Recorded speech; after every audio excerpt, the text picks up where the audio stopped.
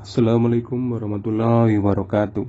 Perkenalkan, nama saya Niko Bagas Prakoso, AP, peserta Laskar CPNS tahun 2001, Angkatan 2, Kelompok 4. Pada tugas kali ini, saya akan memaparkan salah satu tokoh nasional yang memiliki nilai-nilai nasionalis yang tinggi, yaitu Ibu Risma. Dr. Insinyur Tri Rismaharani, MT, atau biasa dipanggil Ibu Risma, adalah wanita kelahiran Kediri, Jawa Timur 20 November 1961. Saat ini Ibu Risma menjabat sebagai Menteri Sosial Republik Indonesia pada Kabinet Maju semenjak 23 Desember 2020. Sebelumnya, Ibu Risma pernah menjabat sebagai Wali Kota Surabaya pada 28 September 2010 hingga 28 September 2015. Dan 17 Februari 2016 hingga 23 Desember 2020. Beliau merupakan wanita pertama yang terpilih sebagai Wali Kota Surabaya sepanjang sejarah, dan juga merupakan kepala daerah perempuan pertama di Indonesia yang berulang kali masuk dalam daftar pemimpin terbaik dunia. Sebagai mantan Kepala Dinas Kebersihan dan Pertamanan Kota Surabaya, Ibu Risma sukses menata ibu kota Jawa Timur menjadi kota yang bersih, penuh taman, dan bebas banjir. Ibu Risma memberikan layanan kepada publik secara jujur, tanggap, cepat, tepat, akurat, berdaya guna, berhasil guna, dan santun. Lahan tak terawat disulapnya menjadi taman kota yang asri. Sebagai orang yang punya latar belakang sebagai arsitek, Ibu Risma tak main-main bila sudah menyangkut urusan pembangunan tata kota. Salah satu taman yang ia bangun yakni Taman Bungkul, yang mendapat penghargaan dunia. Taman ini mendapat predikat di tahun 2013 Asian Townscape Sector Award dari Kantor Regional Perserikatan Bangsa-Bangsa Wilayah Asia dan Pasifik. Berikut ini adalah sepak terjang nyata Ibu Risma selama menjabat sebagai Wali Kota Surabaya. Ibu Risma juga membuat kontroversi menutup kawasan lokalisasi Doli. Ia perlahan mengubah kawasan yang dulunya tempat prostitusi itu sebagai lokasi wisata. Ibu Risma mengatakan tidak ada tujuan untuk membuat warga Doli menderita saat itu. Justru, ia ingin menyelamatkan anak-anak dari lingkungan prostitusi. Dia prihatin karena sampai ada yang menyampaikan bahwa anak-anak Doli tidak diterima bekerja dimanapun karena alamat rumahnya di kawasan pelacuran. Oleh karena itu, selain membangun wajah kawasan Doli, Ibu Risma juga berusaha membangun manusianya di sana. Berbagai program pemerintah seperti beasiswa dan program pelatihan untuk membuka peluang mata pencarian baru dibuat pemerintah Surabaya. Setiap program yang dilakukan Ibu Risma tidak lain adalah demi kebaikan dan kesejahteraan masyarakat yang dimimpinya. Yang saya suka Ibu Risma adalah Ibu Risma bekerja mulai setengah 6 pagi.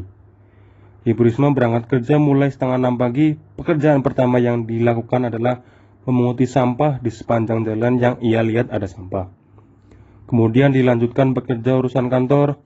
Seiring juga langsung terjun ke lapangan. Ibu Risma kalau sore hari menyempatkan bermain dengan anak kecil di sekitar taman. Ibu Risma melempar bola ke anak-anak itu sambil berkata, "Hari sudah sore, waktunya pulang dan belajar." Ketika gelap, Ibu Risma kerap patroli ke taman-taman dan penjuru Surabaya.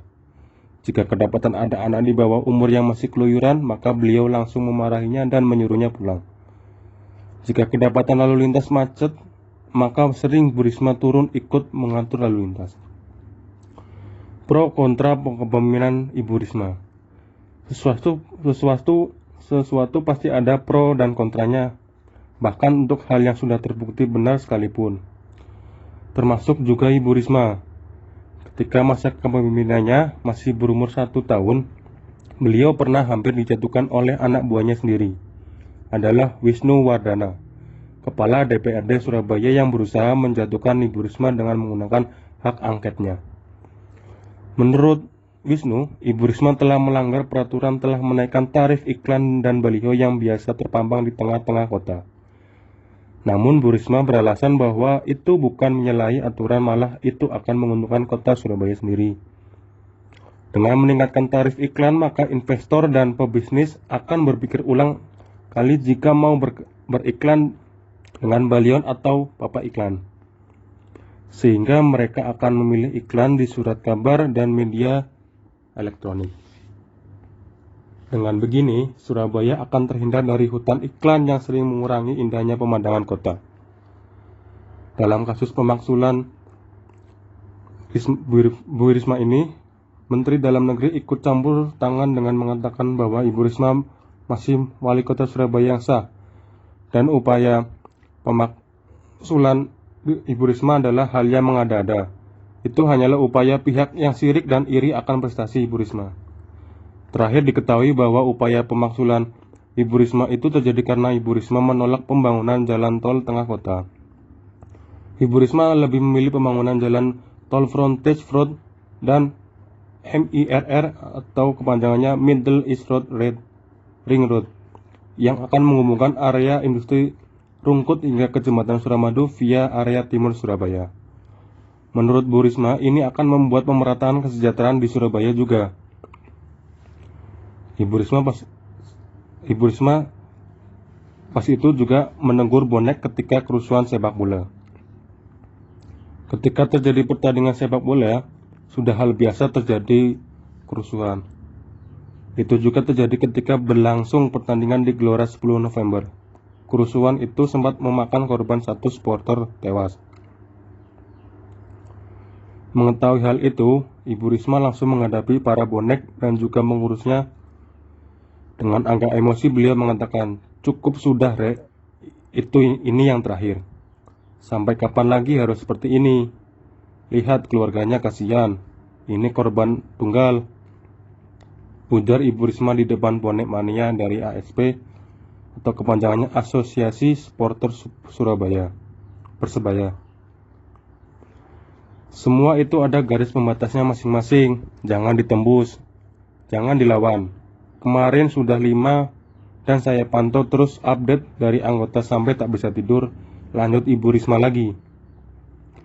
Ibu Risma tak mau warganya mati konyol gara-gara kerusuhan sepak bola yang seharusnya tak perlu terjadi. Menurut Ibu Risma, boleh-boleh saja menyukai sesuatu kesebelasan, apalagi itu adalah milik daerahnya, namun tak perlu ada kerusuhan apalagi hingga memakan korban. Berdasarkan ilustrasi Ibu Risma tadi, saya menjadikan sebagai role model karena sosoknya yang inspiratif dan berprinsip pada nilai-nilai dasar aneka selama mengemban perannya sebagai ASN. Saya sangat berharap mampu menjadi ASN yang kompeten, profesional, dan mampu memberikan pelayanan terbaik kepada masyarakat dan negara.